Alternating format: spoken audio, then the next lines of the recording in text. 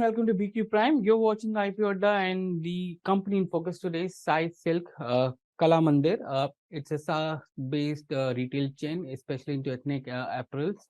And silk sarees are one of the biggest for them. The company is coming out with an IPO, which is priced between 210 to 222, opening on September 28th and closes on September 22nd. It has a fresh issue of nearly 600 odd crores, OFS of 601 crores, which is primarily sold by existing promoters and promoter shareholders. And the IPO size is 1201 crores. And joining me is Prasad Chalavadi, who is the managing director of the company, and Bharadwaj Rachamadugu. I hope I got your surname correct. Yes, sir. Both joining from the company. Gentlemen, thank you very much for joining us on BQ Prime. To begin with, Prasad, you're raising 600 odd crores. Give me a breakup of how you want to use this proceed. 600 crores, its majority of them is towards the growth, sir. So, it's we are planning on setting up around 30 stores and working capital for that. Along with that, some advertisement and marketing during the inauguration of our new stores, and investing some amount on augmenting existing warehouse and setting up the new warehouse. And around 50 crores or so, we want to repay our long-term debt. Give me a sense of you have nearly 54 stores as of now. Where are these 30 new stores coming up, and what is the timeline for that? So the 30 new stores which we are planning on opening would be in the state of Tamil Nadu. So the timeline is around 7 stores this financial year. 18 stores would be in 24, and rest of the stores will be 25-26. So post that, Tamil Nadu will become the largest state for you in that sense, because currently Telangana has 25 and AP has 16. Right. Correct, sir. See, when we talk about the Tamil Nadu, it's the most potential and highest sari consumption state. If I have to give you a perspective, Tamil Nadu has a market size, a combined market size of Andhra and Telangana. So, considering the growth and the potential, Tamil Nadu market, has a great appetite for this kind of our kind of stores. Any cities that you're planning to open these stores in? Yes, sir. Already we are present in the city of Kanchipuram and Chennai. And as we speak, there are 3 stores are in the pipeline, 2 in Coimbatore, 1 in Madurai, and we are actively negotiating or identifying, stores in and around Tamil Nadu and Chennai. Bharadwaj, give me a sense of kind of debt that you have. Mr. Prasad spoke about that you're going to pay off 50 crores of debt. What is the current debt on the books on the gross level and net level? So the debt levels currently are close to around 340 crores, 100 on long term and 240 on short term. If you look at our working capital, sir, I think majorly this entire debt is towards the working capital. This industry as such, because it's saris have a different wide variety of options to choose from, different fabrics, different price points, different origins, different weaves.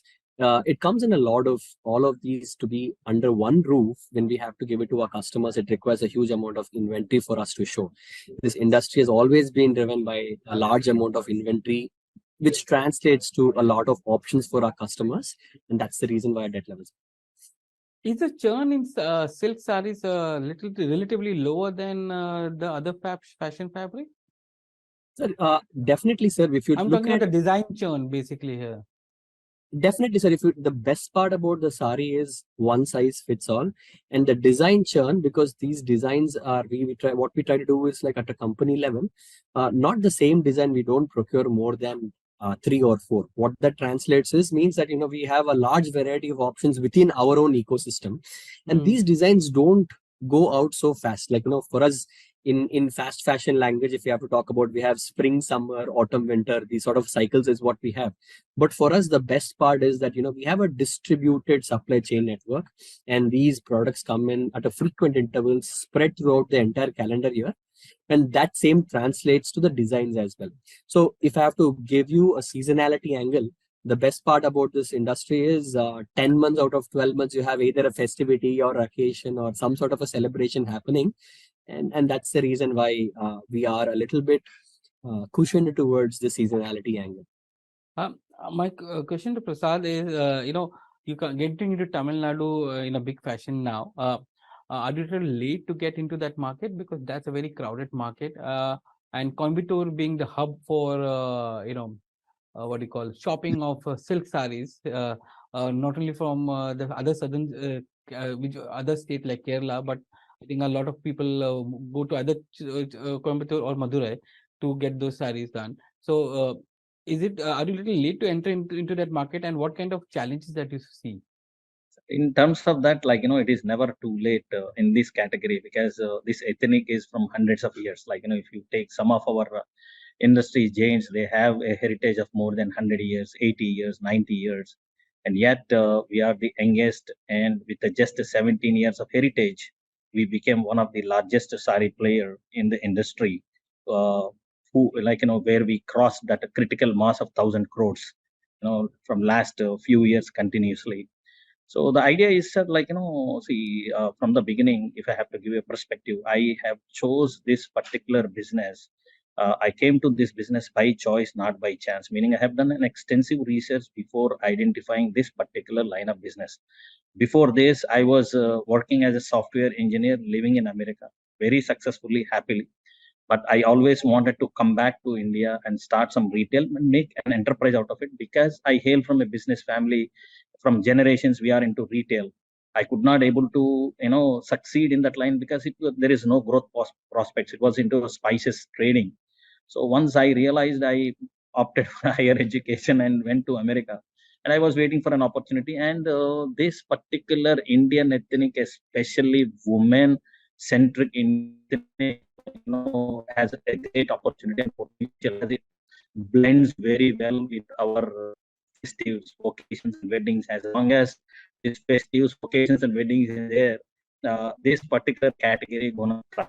And with the same note, sir, this market is very, very potential and highly matured market, and high growth prospects are there in this, because this is of the highest consumption state. What we did, sir, from the beginning, we have adopted a cluster model of penetration, meaning we have penetrated region by region, one step at a time, so that the idea is to kick in, economies of scale and delivering better unit economics. So, that's how we have, penetrated into the states of Andhra, Telangana, and little of Karnataka. And if you look at our Tamil Nadu presence, we are there in the Tamil Nadu market for more than 10 years. So with a vision of, it's not today we have decided to penetrate into the Tamil Nadu, sir. Tamil Nadu is in our checklist from a very long time. What we did, since it is a very powerful and potential market, what we did is, a decade ago, 10 years back, we have opened 2 strategic stores there to understand the data, to read the data, to understand the customer preference, how the local calendars are moving.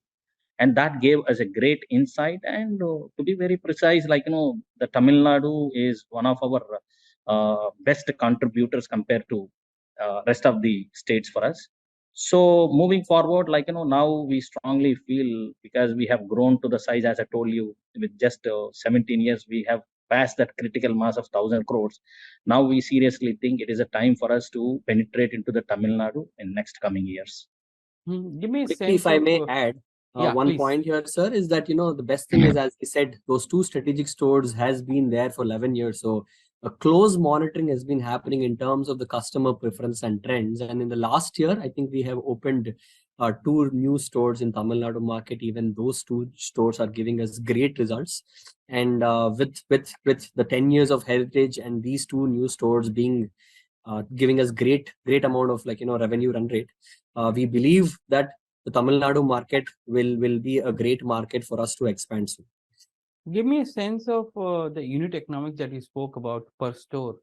How does it work? How do you source your material? Do you have permanent sources for material, or workers that you work extensively for you, or is it an outsourced model? So talking about our unit economics, sir, we have 4 different formats at this point of time: Kanchipuram Varamahalakshmi Silks, Brand Mandir, Kalamandir, and KLM. If I have to give you I'll talk about Kanchipuram Varamahalakshmi Silks, which we wanted to expand using Tamil Nadu market. Kanchipuram Varamahalakshmi Silks has margins around 42%. And talking about our store level expenditure, I think we have a store level expenditure of about close to around 10%, and all of our operational efficiencies kick in there, and it has an EBITDA of about close to 22% close to. And talking about our sourcing here, sir, if we talk about Varamahalakshmi Silks, the core product profile for Varamahalakshmi Silks will be silk saris and handloom focused brand.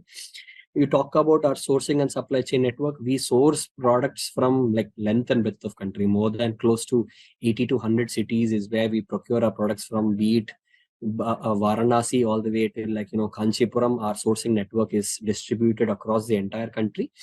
And the idea is that, sir, each and every product that we sell in the company, we try to capture a lot of data points. These data points will be a great source of insights driving, because every day we sit and analyze what are these data points, what kind of products are moved in which location, which region, which price points, what kind of products. So this amount of insights is helping us drive the entire supply chain cycle.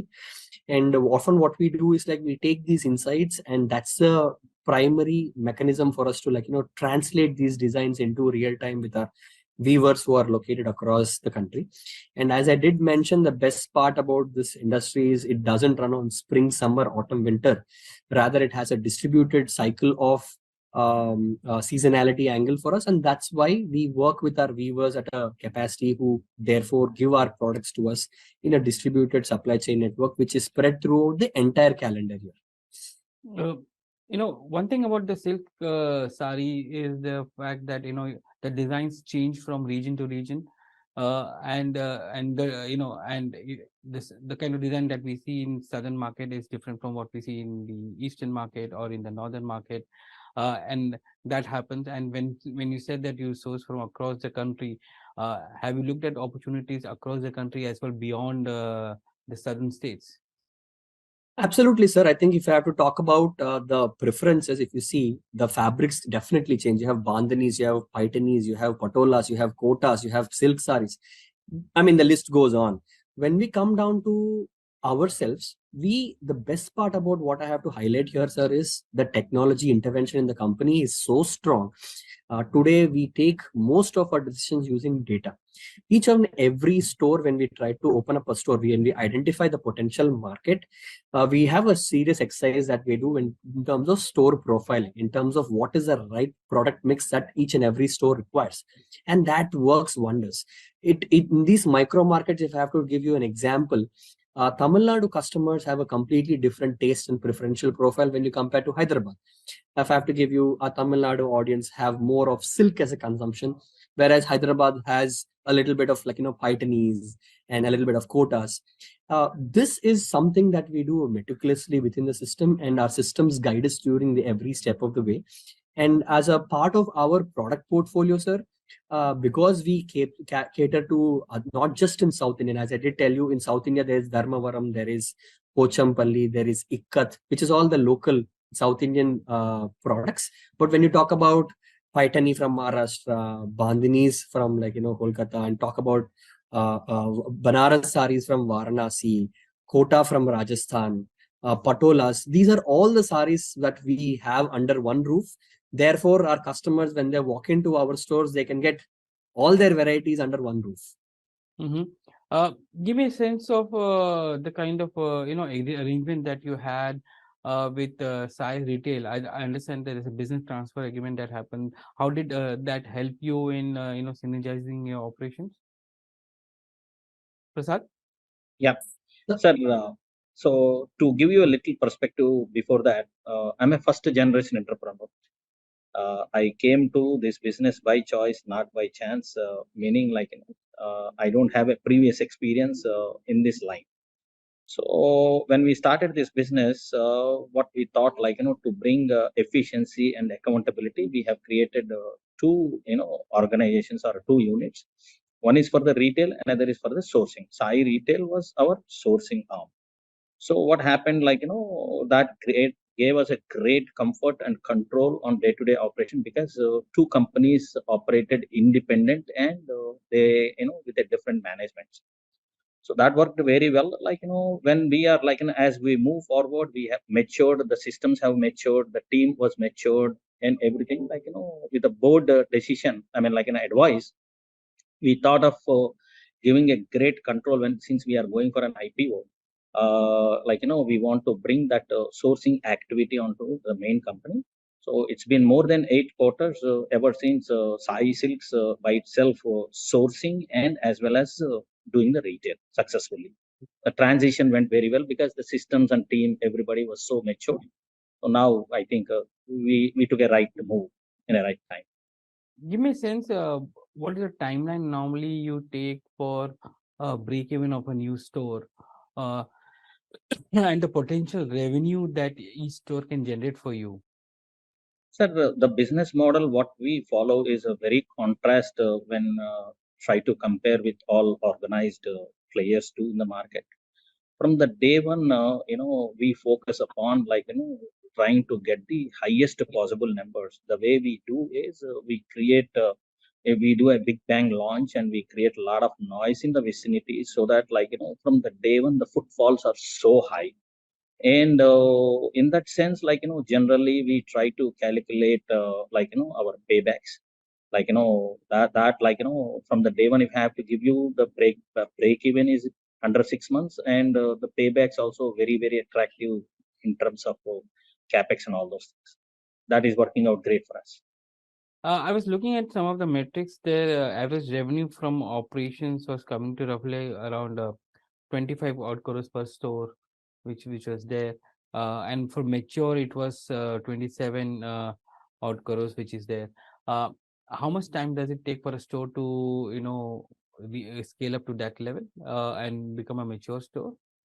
So generally, the way we calculate about a maturity of a store, sir, generally we open the store probably at the second half of the year. That's where the festival and wedding season kicks in. So generally, we leave out that part of the opening year, and the next following full operational year, we will take it as a basis. From there, we will try to calculate as a mature store.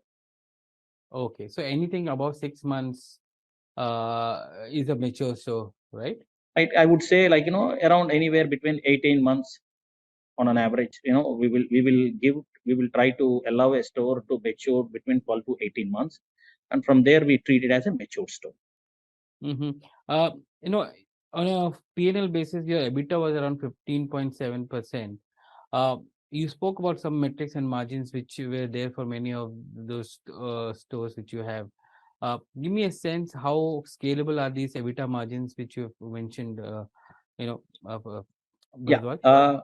The beauty of our cluster models are when you're trying to scale our operations, your back end expenditure will not escalate proportion to your front end operations.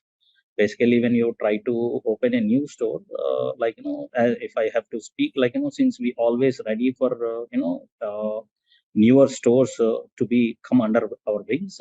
So whenever we open a store, we only have to incur the store level operational expenditure, which is very very effectively we manage, very tightly controlled. So that gives us a great advantage to translate, so because there won't be any fixed cost, when we are trying to increase the numbers, that gives a great advantage that percolates down to the PBT and to the EBITDAs. Mhm. Also, if you take our historic performance, sir, I think our EBITDA levels are slowly increasing. I think before 15.7, we are close to 12.5. What that tells is the cluster model efficiencies are kicking in, and as we keep on growing, the pro rata basis of addition of expenditures will not happen. So for every addition of store that is coming in, what is the kind of inventory levels that you will need to maintain, and hence the working capital levels? Bharadwaj? So if I have to give Yeah. you an example about the Varamahalakshmi store, sir, its store size is average around 5,000 square feet. The capex would be around 2.5 crores. and the inventory which we would be needing is anywhere between 20 to 21,000 rupees per square feet. So this is a standard formula we apply, and because of the throughputs and all those things, the payback on capex and inventories are very attractive. And what about the inventory turnover ratio? Means how quickly are you able to turn it around? So presently we are trying to churn around 2 times, sir, because as we told, this industry is a very inventory oriented. Sari is one size fits all, and generally the sari shelf life is anywhere between 2 to 2.5 years. So since we have a great mechanisms in place, like our though like the churn rate, like because of the customer, like they need, as if we have to sell one sari to a woman, we need to show at least 70 to 100 saris. So that kind of choice we need to give to the customer, because it's one size fits all and shelf life is high, like that always factored into our story. And presently, we are also trying to improve our churn rate very seriously, and we have all systems in place which we will excel in down the line. Bharadwaj, give me a sense of the kind of value or price points at which you're selling the saris, because if I'm not wrong, your normal and premium categories together account for nearly 90% of your sales. Sir, So, if I have to, yeah. so Please. if the ultra premium is only around 10% odd, so where does the maximum margin come from for you? Sir, if you talk about our four formats, if I have to give you a broad perspective, at least in the formats, now Kalamandir store will have an ASP of about 1650, whereas average basket value will be around close to 5,000 rupees, which is 3 products per bill. Now talking about brand Mandir, wherein your ASP is 13,500, the average basket value will be around 25,000 bill value, so 2 products per bill. Varamahalakshmi will be our format where ASPs are about 5,000. Average basket value will be around 12.5, 13,000. So 3 products per bill. And the KLM Fashion Mall is 650 rupees is our ASP, and the average basket value is 2,400. So close to 4 products per bill. If you take these 4 formats, sir, though these ASPs will give you a sense of how different the profile is. But when you take each and every format as well, the agenda and idea is to always sharply price our products. There will not be too much of a variation when it comes down to a Kalamandir or a Varamahalakshmi store, though Varamahalakshmi has better operational metrics. Here, the idea here is that, we always wanted to translate a very, very sharp pricing strategy to our customers. If you take Varamahalakshmi format as an example, in the history of Varamahalakshmi in the last 12 years, we have never an end of season sale, never run a discount. We don't have a bargain policy at our stores. What I'm trying to get to is the fact that our products are very, very sharply priced. And that is the reason why we have a very, very high customer repeat rate. We have a repeat rate of about 50% of our customers visiting more than 2 times. So we run on a tight ship to ensure maximum value is given to our customers, and that is the reason why you don't see a sharp differentiation between each of these formats in terms of our gross profit levels. Prasad, have you looked at the format beyond the company on operated one to franchise kind of model? Yes, sir. Currently, we are, devising a plan to go. Till now, all the 54 stores are company operated, company owned stores, sir. And now we are trying to experiment with one of our format, KLM Fashion Mall, to go for a franchising. And we will see how it's going to work out. And as we speak, we have a great bandwidth of administration and management under us to handle, far more stores than what we are today. So I think, yes, we are in the process of experimenting a franchisee model also with one of our format and see how it's going to work. And what about the online part of it? How much of your sales are coming from online? Bharadwaj, if you can give me a perspective on that. No, sir. I think currently online contribution on the total pie is around 1.5%, less than 1.5%. We started our online journey in the year of 2020 during COVID year. And we took a different dive to our online strategy as well. And rather than just creating websites and posting our products there, we started generating content around it. We used social media platforms, Facebook, Google, YouTube, Instagram, and we went live. we're using our celebrities, influencers. What that created is a near to store walking experience. By when somebody trying to explain the sari on a screen, that created a better customer decision making skills, and that's what translated into our revenues. And we see a steady state of growth. Though we are expanding more in with our retail chains, we are seeing a steady state of growth in the e-commerce space as well. So nearly 68% of your revenues come from saris, Correct. and remaining 31.5 comes from other apparels. Give me a sense of what kind of other apparels are there, what kind of growth potential is coming from there. For us, if you take the entire pie, as you rightly pointed, 2/3 is coming from saris and 1/3 is coming from non-sari categories. Non-sari categories include women's SKD, salwar kameez dupatta as a category, lehengas, menswear and kidswear. The best part about us is even in the menswear and kidswear categories, we are heavily driven by ethnic contribution in the menswear and kidswear.